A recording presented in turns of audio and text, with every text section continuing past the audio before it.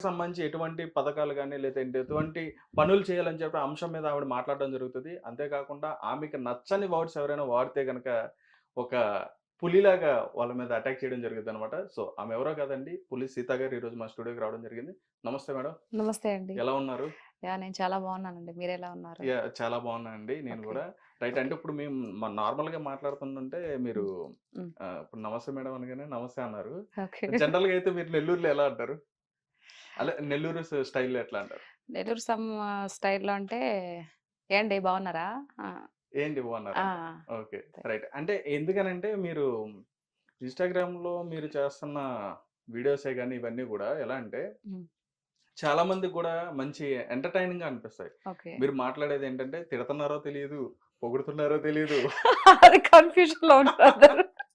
Confirm చేస్తున్నారో తెలీదు. హ్మ్. అంటే అట్లాగా ఒక మంచి కామెడీ జనరేట్ చేస్తా ఉంటారు. అదే విధంగా ఓకే. గన్ షాట్ కొట్టినట్టుగా పాయింట్స్ మాట్లాడుతూ ఉంటారు. హ్మ్. అంటే ఎలా అండి? అసలు ఎందుకనుకున్నారు మీరు ఇట్లా మాట్లాడదాం అని చెప్పని ఎందుకనొచ్చింది మీకు సో, ఆలోచన? అంటే ఇప్పుడు నేను మామూలుగా సపోజ్ నేను మాట్లాడిన వీడియోలో ఉన్నాయి కదా! ఇప్పుడు మొన్న 'దివ్యల మాధురి' గారి గురించి, దువ్వాడ శ్రీనివాస్ గురించి మాట్లాడాను. అది మామూలుగా మాట్లాడామనుకో, ఇది ఈ స్టైల్‌లో మాట్లాడితే ఎవరికి వినిపించుకోరు. హ్మ్. దానికి అందరూ వినాలి, ఒక మాదిరిగా అనిపించాలి అనంటే ఏదైనా ఒకటి జరగాలనమాట. హ్మ్. అప్పుడు ఏం మాట్లాడతాం? నేనేం మాట్లాడాను? "ఓహ్! నో! దువ్వాడ శ్రీనివాస్ అన్న, నువ్వనుకున్నట్టు ఆ యమ్మి నిజంగా రికార్డింగ్ డాన్స్ చేసినాదన్నా. నేను చూసుండ్లా, నువ్వెందుకు అట్ట అనుకుంటావు? రికార్డింగ్ డాన్స్ తప్పేముంది? ఎంతసేపటికి ఐటీడీపీలో పెట్టిన అంటా ఉండవు గదా! దేనికి? ఇప్పుడు రికార్డింగ్ డాన్స్ చేస్తే తప్పేముంది? దానివల్ల వచ్చి ఏం ఒరుగుతది టీడీపీ పార్టీకి? అది పెట్టి, ఇది పెట్టి గందరగోళం చేసి, మార్ఫింగ్‌లు చేసి అంటా ఉండవు. ఊరక గింజుకుంటా ఉండవే. ఏమైందిప్పుడు? టీడీపీకి అదే పనా? కూటమి ప్రభుత్వానికా? మీ దివ్యల మాదిరి ఎక్కడ రికార్డింగ్ డాన్స్ చేస్తా ఉంది? ఎక్కడ నిద్రపోతా ఉంది? ఎక్కడ బుడ్డు తాగుతుంది? ఇదే పనా? మాకు ఇంక వేరే పనేం లేదా? లాస్ట్‌లో ఏదో అన్నారు బుడ్డి తాగితే అంటే నీళ్ళు. ఓకే. ఆ! అంటే ఆవిడ కాలకృత్యాలు పడుకోవడం గాని, నీళ్లు తాగడం గాని, తినడం గాని ఇవంతా ఇదేనా మా పని? ఆవిడ ఏం ఆహా! చేస్తుందా అని చెప్పడానికి. మామూలుగా చెప్తే అర్థం కాదు గదా! ఓకే. అందుకని అట్లా. ఓకే. ఇలా హ్మ్. చెప్పేటప్పటికన్నా చాలా మందికి మంచిగా రీచ్ అయిందనమాట. ఆ! అది చూస్తారు గదా! ఏంటిది వాళ్ళు తమాషాగా నవ్వుకుంటారు. అట్ ది సేమ్ టైమ్ మనం ఏదైతే చెప్తున్నామో అది కూడా ప్రజల్లోకి మైండ్‌లోకెళ్తది కదా! అవునండి. అట్లా. అంటే ఇంత ఫ్లూయెంట్‌గా ఎలా మాట్లాడుతున్నారు మీరు? ఫ్లూయెంట్ ఏం లేదండి. అక్కడ మనది యాక్చువల్‌గా నెల్లూరు. హ్మ్. నెల్లూరులో నేను ఇప్పుడు హైదరాబాద్‌లో అంటే మామూలుగా మనం బుక్ లాంగ్వేజ్ స్లాంగ్ మాట్లాడతాము. హ్మ్. కానీ నెల్లూరుకెళ్తే అట్టే ఇంక మామూలుగా దబిడి దిబిడే దానికి ఇంకేం కొలమానాలేం ఉండవు. ఓకే. ఊరికెళ్ళానంటే ఇంక చుట్టుపక్కలోళ్ళతో గాని, మా అమ్మ ఊరికెళ్ళినా అమ్మోళ్ళతో గాని ఇంకంతా మామూలుగానే. ఈ హ్మ్. ప్రొఫెషనల్ స్లాంగ్ రాదు. ఓకే. మడత పెట్టేయడమే. అంటే గొడవలు పడడం, దెబ్బలాడడం ఇట్లాంటివి గూడా వచ్చా మీకు? బేసిక్‌గా చాలా తక్కువండి. నేను గొడవ పెట్టి ఎవరైనా తిట్టాను అనంటే ఇంక వాళ్ళు సచ్చారే. ఇంక తిరిగి మాట్లాడలేరు. ఆ! అంటే అంత బేసిక్‌గా నాకు కోపం రాదు. వన్స్ ఒకసారి కోపంగానొచ్చిందంటే ఎదుటి వాళ్ళు ఇంక మాట్లాడరు. హ్మ్. రైట్. హ్మ్. అంటే ఇంత ఇదిగా మాట్లాడుతున్నప్పుడు అంటే హ్మ్. మీరు మాట్లాడే ఇన్‌స్టాలో గాని, ఎక్కడైనా చూసిన యూట్యూబ్‌లో గాని, ఎక్కడైనా చూసినా గాని హ్మ్. మీరు మాట్లాడినవి గూడా చాలా వైరల్‌గా కనిపిస్తా ఓకే. ఉంటాయి. అంటే హ్మ్. మీరు ఇమిటేట్ చేసినా గాని, లేదంటే వాళ్ళని విమర్శించినా గాని. అయితే ఇంత ఇలా మీరు మాట్లాడుతున్నప్పుడు మీ మీద కూడా విమర్శలనేవి ఖచ్చితంగా వస్తాయి. ఓకే. మిమ్మల్ని కూడా ఖచ్చితంగా తిడతా అంటారుగా. ఉంటారు. తిడతారు. ఉంటారు. ఆబ్వియస్‌లీ. అట్లా మీకు పర్సనల్‌గా ఏమైనా వచ్చినాయా? నాకు పర్సనల్‌గా ఏం అనలేదు కానీ ఫస్ట్ నేను అంత స్టార్టింగ్ పొజిషన్‌లో మాట్లాడుతున్నప్పుడు నాకు ఇది ఎప్పుడు టీడీపీ గెలిచిన తర్వాతనే, కూటమి ప్రభుత్వం వచ్చిన తర్వాతనే ఇట్లా కాల్స్ వచ్చాయి. వైఎస్ఆర్‌సీపీ గురించి నేను పిల్లల హత్యలు, రేపుల గురించి, మానభంగాల గురించి ఒకటి వీడియో చేశాను. ఏంటి ఆహాహా! అప్పుడు మీరు పార్టీలో ఉన్నప్పుడు ఉన్నప్పుడు ఏం జరిగాయి? హత్యలు జరిగినాయా? హరికథలు, బుర్రకథలు జరిగినాయా? ఇప్పుడెందుకు ఆ విధంగా గింజుకొని మాట్లాడుతున్నారు? ప్రభుత్వం చేసే మంచి పనుల గురించి చెప్పకుండా ఇష్టం వచ్చినట్టు ఏదో ఎక్కడో ఎవరికో జరిగిందని చెప్పేసి జరుగుతూ ఉంటాయి కామన్‌గా. మీరు ప్రభుత్వంలో ఉన్నప్పుడు జరిగినయి ఇప్పుడు జరుగుతాయి. దానికి మాట్లాడేటప్పుడు నాకు ఒకరు కాల్ చేసి "ఏంటి పెద్ద ఎక్కువ మాట్లాడుతున్నావు. ఇప్పుడు నీ కూతురు ఎక్కడ చదువుతుందో నాకు తెలుసు. ఆవిడని తీసుకెళ్ళి రేప్ చేసి పడేస్తే అప్పుడు నువ్వేం చేస్తావు? నీ ప్రభుత్వం వస్తుందా? మీ బాబు గారొస్తారా? మీ పవన్ కళ్యాణ్ గారొస్తారా?" అని చెప్పేసి మాట్లాడారు. సో, ఓహ్! నేను ఓహో! అవునా? నేను చాలా ఇంటర్వ్యూస్ కూడా చెప్పా. నా బిడ్డ తలరాత అలాగే గాని రాసుంటే అలాగే జరుగుతది. నేనేం చేయలేను గదా! దాని గురించి నన్ను బెదిరిస్తే నేను మాట్లాడకుండా ఉండిపోతానని. అంటే ఓహ్! గట్టిగా ఎవరైనా వాయిస్ వినిపిస్తుంటే హ్మ్. వాళ్ళు మాట్లాడకుండా భయంతో ఉండిపోతారని. అట్లాంటి భయమేం లేవు నాకు. హ్మ్.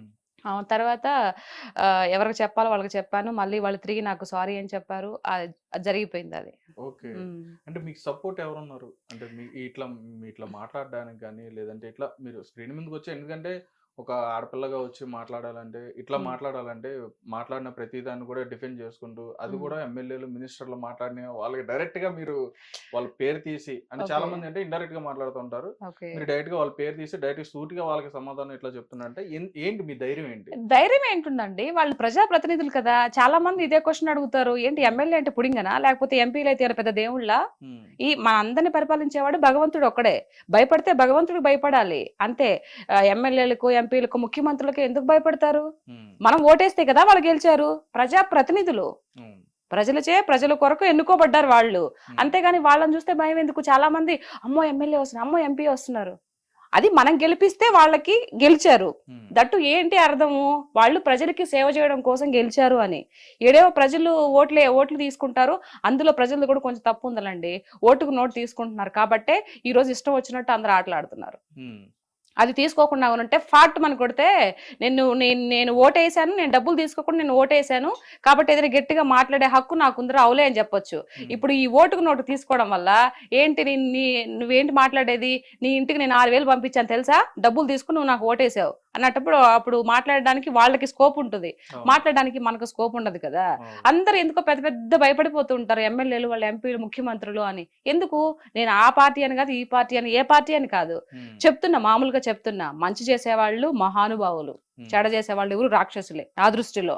ఓకే. చెడు అంటే ఏంటి? రాష్ట్రాన్ని మంచిగా తీసుకెళ్లకుండా, డెవలప్ చేయకుండా, అందరికి ఉద్యోగాలు లేకుండా, చదువుకొని కూడా ఏదో పనులు చేసుకుంటూ, వ్యవసాయం చేసుకుంటూ వాళ్ళకి చదువుకున్నారు పాపం. చాలా డబ్బులు పోగే చదువుకున్నారు యువత. వాళ్ళకి ఉద్యోగాలు లేకుండా అలా పడేస్తే దాన్ని ఏమంటారు? ఇప్పుడు హ్మ్. ఎవరు అడిగారు? డైరెక్ట్ జోబుల్లోకి డబ్బులు సరిపోతదా? నీకు నెలకు 4,000, 5,000 సరిపోతదా నీకు? ఇంక హ్మ్. నీ పిల్లలకు చదువులొద్దా? ఉపాధి చూపించాలి. ఉపాధి ఏదైనా ఒకటి చూపించాలి కదా! హ్మ్. నాకు అక్కడ ఇదైపోయింది. ఓకే. ఆ! రైట్ అండి. అంటే ఇప్పుడు జనరల్‌గా మీరు మాట్లాడుతున్న మాటలేంటంటే ఇప్పుడు అంటే కూటమి ప్రభుత్వం ఏదైతే ఉందో, ఆ కూటమి ప్రభుత్వంలో చంద్రబాబు నాయుడు గారిని గాని, లేదా పవన్ కళ్యాణ్ గారిని గాని, ఎవరినైనా ఏదైనా మాట్లాడినా అంటే అవతల అపోజిషన్ పార్టీ ఏదైనా సరే, హ్మ్. ఎవరైనా ఏదైనా మాట్లాడంటే వాళ్ళు ప్రెస్ మీట్లు పెట్టి మాట్లాడినా, ఏం మాట్లాడినా గాని డైరెక్ట్‌గా వీళ్ళకన్నా ముందు మీరే ప్రెస్ మీట్ పెట్టినట్టుగా లైవ్‌లోకి వచ్చేస్తున్నారు.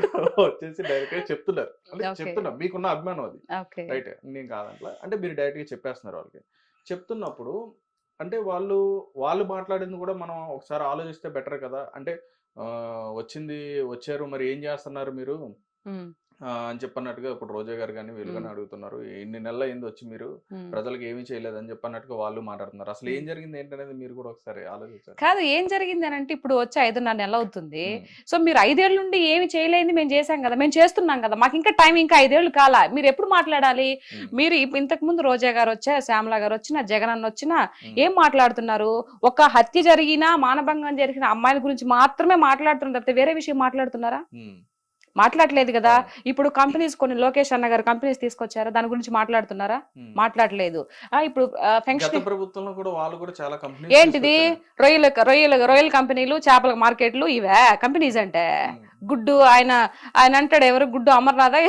అదండి. గుడివాడ అమర్నాథ్ గారు. గుడివాడ అమర్‌నాథ్. ఇప్పుడే హ్మ్. కోడి గుడ్డు పెట్టిందంట. పొదిగి ఎప్పటికో పిల్లలయిద్దంట. అప్పటి వరకు వెయిట్ చేయాలంట. ఇదా సమాధానాలా? ఇవా హ్మ్. ఆన్సర్‌లా? హ్మ్. ఇవా ఒక ఎంపీలు, ఎమ్మెల్యేలు చెప్పాల్సిన మాటలివా? హ్మ్. మరి ఎట్లా ఊరుకుంటారు చెప్పండి? హ్మ్. మీకు స్పష్టంగా మాట్లాడే ఇది తెలీదు. ఏం తెలీదు. పోలవరం ఎప్పుడు ప్రాజెక్ట్ అవుద్దంటే, కంప్లీట్ ఎప్పుడయిద్దంటే, మాకు తెలీదు. దాంట్లో ఏం జరిగింది ఇప్పటికే అర్థం కావట్లేదు మాకు అంట. అదేమంటే అర్థం కావట్లేదు. హ్మ్. ఇట్లా మాటల ఇప్పుడు జగనన్న గారు వచ్చిన తర్వాత ప్రత్యేక హోదా తీసుకొస్తా అన్నారు. తీసుకొచ్చారా? హ్మ్. అంతకుముందు బాబు గారు పదవిలో ఉన్నప్పుడు నీకు దమ్ము ధైర్యం లేదు, ప్రత్యేక పోయి అడగలేవు అని చెప్పేసి ఎంత ఏకాడు. అవును. చూసే ఉంటారు కదా మీరు. అవును. మరి ఆయన ముఖ్యమంత్రి అయిన తర్వాత ఏమైనా ప్రత్యేక హోదా తీసుకొచ్చారా? హ్మ్. పోనీ నరేంద్ర మోడీ దగ్గరికి వెళ్ళి మాట్లాడారా? హ్మ్. ఎంతసేపటికి వెంకటేశ్వర స్వామి విగ్రహం ఇచ్చి కాళ్ళు మొక్కొస్తాడు తప్పితే మాకు ప్రత్యేక హోదా ఇయ్యయ్యా అని చెప్పేసి అడిగారా? అంటే 3 రాజధానులు కూడా పెట్టి ఆ! చేద్దామని ఒకటి చెప్పని కాదు అన్నారు. 3 రాజధానులు పెట్టి చేస్తా. ఒక రాజధాని పెట్టాడా? ఏం చేశాడు ఈయన? అదైతే కరోనా వచ్చింది అని మళ్ళీ చెప్పేసి టైం ఇవ్వాల్సింది, అంటే మీరు అన్నట్టుగానే కరోనా వచ్చింది కదా, మళ్ళీ ఇంకొక అవకాశం ఇవ్వాల్సింది అని చెప్పి అనుకున్నారు వాళ్ళు. ఇస్తే అవకాశం, చేసేవారని. ఇప్పుడు నీకు అవకాశం లేదు కదా, అట్లాంటప్పుడు నువ్వు ఎలా ఉండాలి? అణిగి మణిగి ఉండాలి. లేదయ్యా నాకు ఇలా వచ్చింది. ఇప్పుడు అంత ఎందుకండి? మీకు 40% ఓటు ఇచ్చిన ప్రజలు ఓటు హక్కు మీకు ఇచ్చారు కదా, ఓటు వేసారు, గెలిపించారు కదా మిమ్మల్ని. మరి మీరు అసెంబ్లీకి వెళ్ళకపోతే నాకు ప్రత్యేక ఏదో కావాలి, అందుకే ప్రతిపక్ష హోదా కావాలి, అప్పుడు వెళ్తేనే నాకు అక్కడికి వెళ్తాను, లేకపోతే వెళ్ళను అని చెప్పేసి ఎందుకు కూర్చున్నావు నువ్వు? ఇప్పుడు అంతకుముందు బాబు 22-21 మందితో అసెంబ్లీకి వెళ్ళలేదా? అట్లా నువ్వు వెళ్ళాలి కదా. మరి ఇట్లాంటి ఈ వ్యవహారం అంతా చూస్తున్నప్పుడు ఇక్కడ చూసే వాళ్ళకి ఏమనిపిస్తది? అంటే ఒకవేళ వెళ్తే అసెంబ్లీకి వెళ్తే వాళ్ళని టార్గెట్ చేస్తారేమో అని చెప్పని. టార్గెట్ ఎందుకు చేస్తారు? వాళ్ళు అడిగిన దానికి సమాధానం చెప్పు. అంటే గత ప్రభుత్వంలో 150 మంది ఉన్నప్పుడు, వీళ్ళు తక్కువ మంది ఉన్నప్పుడు, 121 ఉన్నప్పుడు, 124 మంది, 23 మంది వాళ్ళు ఉన్నప్పుడు, అవును, అంటే వాళ్ళని అట్లా ఏ విధంగా అయితే టార్గెట్ చేసి అయినా నిలబడ్డారు కదా, అయినా నిలబడ్డారు కదా, అయినా నిలబడ్డారా లేదా? అసెంబ్లీలో వాళ్ళు నిలబడి అడిగిన దానికి ఆన్సర్లు చెప్పారా లేదా? మరి నువ్వు 5 ఏళ్ళు చేస్తున్నప్పుడు అడుగుతారు, ఏంటే ఇది ఇప్పుడు ఇలా చేసావంటే నువ్వు ఉన్నదే, తప్పో ఒప్పో ఉన్నదే చెప్పు. తర్వాత విషయం తర్వాత. నీకు మైక్ ఇవ్వకుండా, మాట్లాడేది ఇవ్వకుండా ప్రజలు మొత్తం చూస్తున్నారు కదా అసెంబ్లీలో ఏం మాట్లాడేది. మరి ప్రజలు నిన్ను నిర్ధారిస్తారు కదా, నువ్వు ఎందుకు బాధపడతావు? అసలు నువ్వు ఎంటరే అంటే భయము, మనం ఏమి చేయలేదు కాబట్టి మనల్ని ఈరోజు ఏకుతారా బాబు, ఎందుకు పోవడం అని చెప్పేసి ప్రతిపక్ష హోదా అది ఇది అని చెప్పేసి కథలు చెప్తున్నారు.